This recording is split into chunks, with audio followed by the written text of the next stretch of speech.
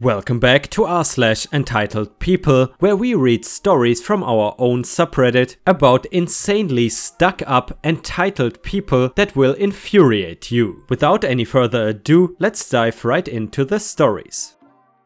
The first one is titled Confession of an EK versus an EM, posted by user Mama-san on our subreddit. Warning: I am an older semi-entitled diva. If I make any mistakes, I don't care. Long background, you are warned. Takes place over 4 decades ago and should be accurate. Okay, my father was the oldest of 3 boys and an officer in the Navy, USA. His mother had just been diagnosed with very early stage dementia. The family decided to get together, so we headed out. I was the youngest of 3 kids, my brother was 5 years older than me, and my sister was 11 years, my senior. She's a beautiful petite, blue-eyed blonde, 25 years old. Important note. The older uncle, middle brother, and his wife were big Southern Baptist and had 2 boys. The younger uncle, youngest brother, was a bit of a wild one. He was on his 3rd wife, beautiful petite, blue-eyed blonde, 30 years old, with 2 bio kids from 2nd wife and 3 foster kids ages 4, 3 and 18 months from 3rd wife. All the bio cousins were very close. We even got followed by a cop car when walking about our grandparents' neighborhood. Seems our dad had a bit of a reputation as kids/teens. We did like taunting each other with the occasional shove. No idea why cops kept following us. Alrighty, story time. We were packing as much fun times as we could in hoping grandma would be able to still remember us. She gets worse. Younger uncle invited everyone to his lake house for a day-long barbecue party. Now all went well, but new young aunt started getting in a snit every time she saw my sister. It got worse when my sister began talking to younger uncle about dealing with college since she was attending his alma mater. Everybody saw her getting more and more upset, but she did not say anything to anyone. Time to feed the little ones, and my youngest bio cousin and I were drafted to get them fed since young aunt was too busy sunning herself to bother. The other cousins had to set up the tables for the rest of the family. Younger uncle had given us new vinyl tablecloth for the folding tables, and as there was 1 extra, we all decided to put it under the 18-month-old's high chair. Youngest aunt ordered us to take her babies inside to eat in the AC and make sure they went down for naps. She even said to feed them in her dining room, and if we got any stuff on her new carpet, we would be grounded and get a beating. To be safe, I spread the vinyl tablecloth on the dining room carpet with the high chair dead center and had the 4 and 3-year-olds on either end. Rectangle tablecloth. It worked, and the spills were easy to clean up when they happened. A quick wipe and the 3 little ones were cleaned up and sat down for naps. We returned to the dining room to wipe down the high chair and take the tablecloth outside to be hosed off with the other ones later. We were coming back to make sure the 3 were asleep when younger aunt stormed in and began screaming at us for ruining her new carpet, and she was going to beat us until we could not sit down. The noise did draw the adults in, and they all heard her ranting and threats to us. As protective parents, most were ready to lay into younger aunt for wanting to beat us. Funnily enough, I had a volcanic temper. I would simmer below the surface until I would erupt. The entire family knew if I was loudly yelling, I could be calmed easily. However, should I be not loud? Well, before the family could move, I drew to my full height, a head taller than her, looked her straight in the eyes, and told her that not only did we not mess up the dining room, we got her babies to sleep, and if she tried to beat us, I would take the belt from her and beat her. Simultaneously, young aunt backed up into young uncle. He dragged her down the hall to her bedroom. Our parents asked young cousin and I to go outside and eat, and middle uncle said, "Damn, she's just like her daddy." The rest of the vacation, young aunt avoided me like the plague. Middle aunt kept reminding middle uncle to be more godly in front of children, and the boys quit picking on us girls. Grandpa even told me he was proud of me, and even though hitting others is very bad, always stand up against bullies. Summary: EM tried to set up EK and stepdaughter so she could take out her jealousy. Got owned by EK. I don't know about you guys, but for some reason, Mama-san's posts on r/ripe stories are always something special. You just gotta love that semi-entitled old diva. Big fan here. Let me know in the comments if you enjoy these stories as well. Perky Patty tried to get me fired. Posted by user some rando wom on r/ripe stories. Hey all, several years ago, before I went back to college, I worked as assistant manager at a filling station type place. My philosophy was that if you treated employees like people, stable schedule and understanding on sickness and whatever, then the store would run better.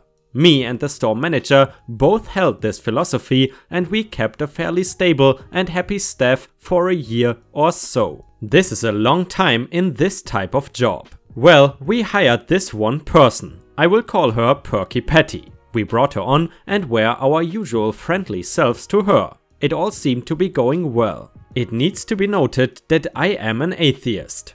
I don't make a huge thing of it, don't mention it at work, but I'm not hiding it either. I live in the southern US and atheists are not held in high regard, to say the least. It has gotten better in the last 10 years, but there are still issues. Somehow my co-workers found out I was an atheist. Maybe from the Book of Faces, maybe from my friends. I don't know, most did not have an issue with it and only one was openly hostile to me, but she never caused problems. Perky Patty was normal to my face, but apparently she had a huge issue with me once she found out.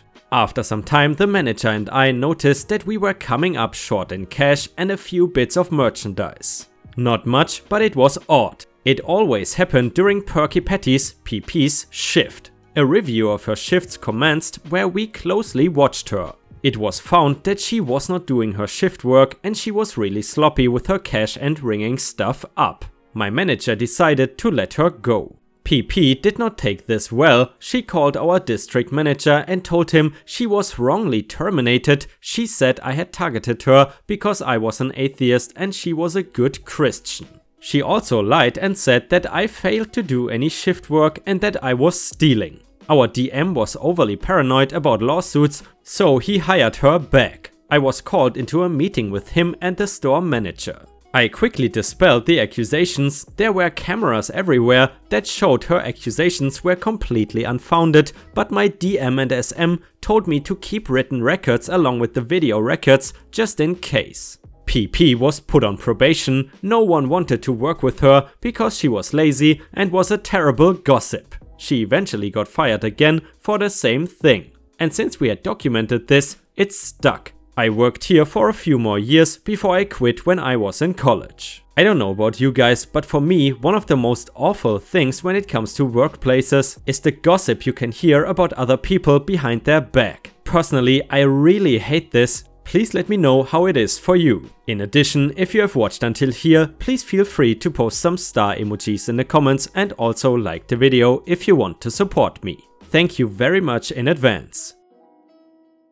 And the next one was posted by Mama-san in our subreddit and is titled "Rank Hath Its Privilege." Love my ripe, please use as you want. Good old Navy bred, child of officer here. Back in the early 80s, living on base had a few perks. Example, Saturday movie matinee cost 35 pennies for ages 12 and up, all kids under 12 were free. As a 16-year-old, I had been bullied at school for going to see kiddie movies. So I got a bright idea to lie to my so-called friends and say I was babysitting kids when I saw the movies. To make it believable, I approached one of our neighbors about taking their 2 kids with me. Since the base cinema did not have a snack bar, only vending machines, I told the parents that the kids just needed change for drinks, candy and chips. Success! A friend even saw me with the kids, so naturally I thought I might try it the next weekend again. So as the month went by, more parents asked me to take their kids and I no longer had to ask.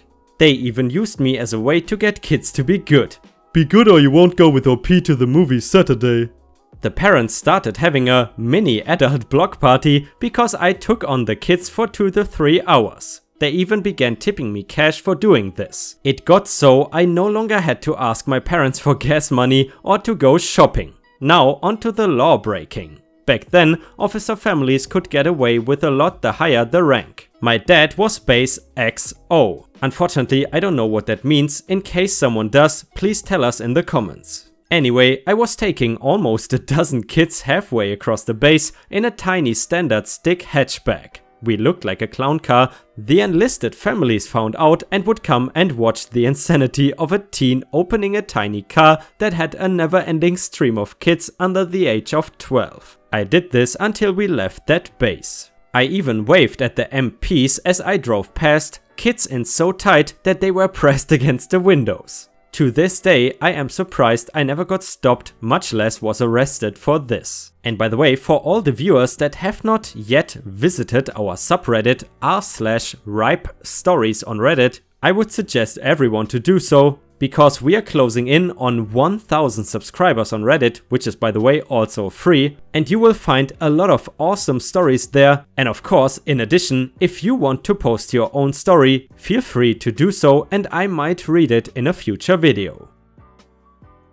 And the next one is titled, "Another Karen assumes young people cannot be disabled." So, context, I am 20 years old, typical blonde hair, blue eyes, relatively innocent looking girl. I am also disabled. I have a condition which no doctors can diagnose, but basically my ribs or the cartilage surrounding them have become really inflamed and excruciatingly painful. It gets to the point that several times a week, sometimes several times a day, my ribs are sending so many pain signals to my brain that it stops telling my lungs to breathe. It is a relatively logical thought process. Breathing equals pain, pain equals bad. So let's just not breathe then. But as you can imagine, it causes a lot of issues. Despite not being able to turn at my waist or bending down to pick something up without crying out in pain, I now have to focus on breathing to make sure that I don't accidentally suffocate myself. Now, the bit you all want to hear. I live in the UK and my main mode of transport is the bus. This is mainly because they have great seating for disabled people and it means that I don't need to walk far in my condition. So I'm having a flare up and not able to breathe without specifically thinking to push my lungs in and out. It is also extremely painful. Imagine wearing a corset with metal pipes sticking into your body and every breath you take in, the pipes dig deeper into your flesh. You're pretty much there. I somehow managed to get on board, show the bus driver my return ticket and practically fall onto the disabled chairs at the front of the bus. Now, in the UK, these chairs are called priority seats and you have to give them to disabled, elderly or pregnant people. It is a great system. By the way guys, just to quickly chime in, does a similar system exist in public transport in the US? If you know, please tell us in the comments. Enter Karen. She strolls onto the bus, bleached hair messed from the wind and coat looking rather disheveled. She does not even look at the bus driver as she hands her ticket over, her glare resting on me the entire time. To save time, OP is me, K is the Karen and NL is the nice lady who comes to my aid. Karen, could I have that seat please? OP, barely able to breathe, let alone speak loudly. Sorry, I need it. I'm Karen. It's a priority seat. You're supposed to give it to people more in need than yourself. But I am in need. There are plenty of other seats. Please. You are not in need. You clearly are not pregnant and you're certainly not old. OP? No, but I am disabled. Karen rolls her eyes. Of course you are. I know you young people like to identify with things nowadays. But you cannot just say that you're disabled. OP? But I am. Karen, can I see a blue badge then please? A sign you put in your car which allows you to park in disabled bays and on double yellow lines. OP, I don't drive, so I did not ask for one. Karen, well, isn't that convenient? Karen then proceeds to attempt to pull me off the chair. I block one of her arms. My boyfriend is a black belt and has taught me some self-defense for situations just like this. It happens surprisingly often, but miss her other arm that grabs my shirt around my waist and pulls. Her fist collides with my ribs and I scream. It hurts so freaking much that I am now crying and curled up in agony. NL, Jesus Christ, you moron! Karen looks smug as she thinks the lady is siding with her. NL, are you okay? Do I need to call an ambulance or the police? Karen now looks confused. OP between sobs, I just want to get home. I am now close to having a panic attack. Unsurprisingly, my own body failing me countless times has led to some pretty bad anxiety, and I wanted to get back to my support dog who had to stay at home while I was at uni because the UK still don't see mental health as real health. And yes, I pronounce uni like that. Karen, well, that was your own fault. Can I have the seat now? NL, sit down and shut up before I ask you to be escorted from the bus. The bus driver is now looking up, wondering what the raised voices are about. Karen, but she's lying. She's not disabled. NL, look at her. She's clearly disabled. Sit down before you embarrass yourself anymore. Karen, but she's too young to be disabled. She cannot be disabled. Karen now looks slightly panicked as she realizes that the entire bus is tutting her. OP, my stop is coming up. It wasn't, but I was too anxious to stay in that environment. NL, okay sweetie, we will get you to your stop. Nice lady then glares at Karen and points to a chair. I swear, if I had not been in so much pain, I would have been laughing so hard. Karen, now rather resembling a beetroot. Well, she didn't need to make so much of a fuss. NL, you practically attacked her. As in pain and anxious as I was, I did think that this was a bit of an exaggeration. You're lucky she doesn't want to sue you for harassment or something, or physical abuse. I wish I could sue you for sheer ignorance. Karen starts to open her mouth, but at this point the bus driver is about to get out of his chair to sort the situation out, and Karen's skinny little bottom meets a chair before you can say, entitled people. Nice lady then persuades me to stay until my actual stop and chats to me on my way home. Me still crying and just trying to breathe, but smiling along to her stories. When I get home, I lie straight on the floor and give my dog so many cuddles while he gives me DPT. And I suppose DPT is some kind of breathing exercise or something. And honestly guys, this story reminds me that it is always so important to stand up for people even when they are strangers if you see a situation like that. I'm curious, have you ever seen a similar situation in public? And if you did, how did you react? Let us know in the comments.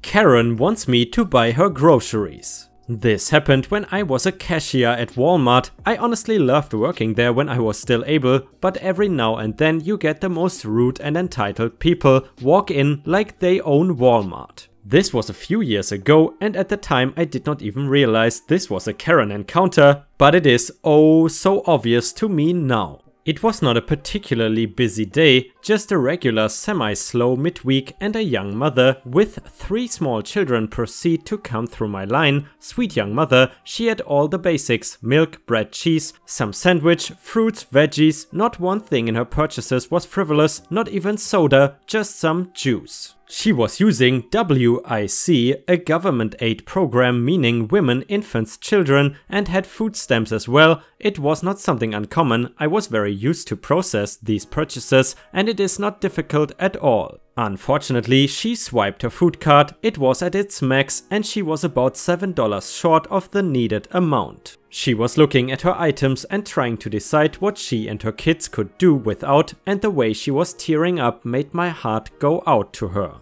Ma'am, don't worry, I will cover the $7, it's not that big of a deal, I said, reaching into my purse I kept behind the counter and pulling out the remainder to pay in cash. This actually did make her cry, but I told her it was okay as it was not that much, and I personally knew from experience what it was like when you had very little money. Thankfully, I did not have to also worry about feeding 3 small children as well as myself at that time in my life. The lady was very gracious and extremely kind and thankful as she went on her way. She stopped at customer service, which was right across the way, about 10 feet for some reason or another, but I just focused on the next person in line with what happened to be our entitled Karen. This woman was large, nearly hitting the aisle rows, and had the classic haircut and attitude that I had come to realize now is a Karen, but at the time we just called them our difficult customers. I can recolonize them without them even opening their mouth, and we know nothing will make them happy, so just get them out of the store as soon as possible.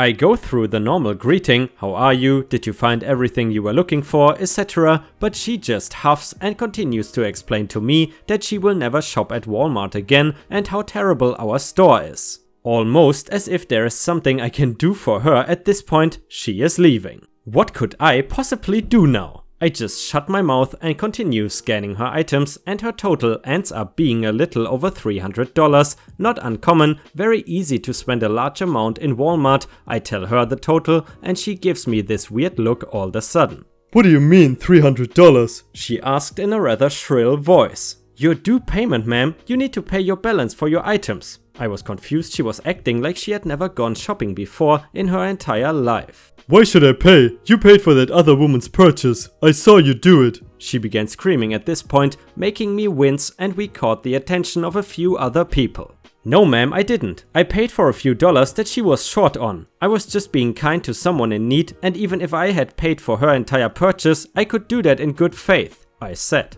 The lady before this one was buying food for her and her children. It was not even name brand or special, just basic food. This woman was buying cookies, candy, beer, movies. It was all needless stuff aside from some TV dinners. There was really nothing that seemed needed. Even the TV dinners seemed kinda indulgent. "Oh, I see how it is. Some poor single mother on government aid deserves to have her things paid for. She's nothing but a drain on society, and she should be ashamed of herself. Probably a dumb teenage girl getting knocked up and cannot afford her own things," she said, huffing. I was applauded at what she had said, and what was worse, the woman I helped out was right there and heard everything this horrible woman said. I wanted to tell her it was okay, but she hung her head and quickly left at that point. There was no need to shame anyone like that who is struggling. "Listen to me. I'm sorry you feel that way, but I am not paying for your things. I'm not going to help you pay for your things either. You can either pay or I will call management,"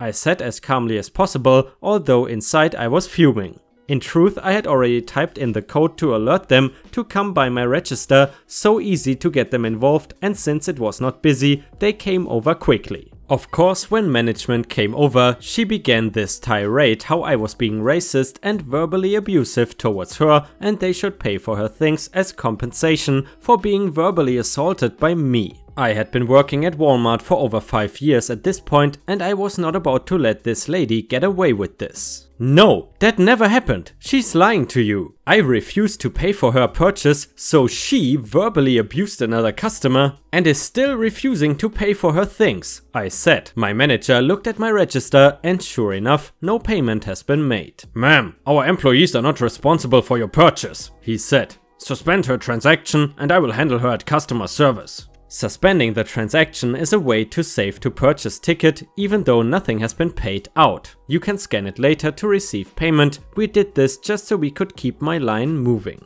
Later I spoke to my manager about it. He did have to tell me to never help pay for someone again while on duty, as situations like this could happen again, and it was like pulling teeth to get this lady to pay for her things because of my generosity. He was not angry, just did not want another incident like this to occur, which I understood, but it did make me a little disheartened that I could get into trouble the next time I wanted to help someone out. It is sad that Karens ruin the generosity of others. I don't know about you guys, but in this story especially, I was very impressed by OP's level of empathy. Empathy is definitely something that is missing in most modern societies, at least to some extent, so this story gives me back a little bit of hope in humanity. Let me know in the comments how you feel about this story. And with that, we have reached the end of the video. I hope you enjoyed today's content, and if you did, please don't forget to subscribe to the channel to join our amazing community. Furthermore, don't forget to go to r/ripestories on Reddit to post your own stories if you want me to read them out in a video. I hope you have a fantastic day, and I see you again tomorrow.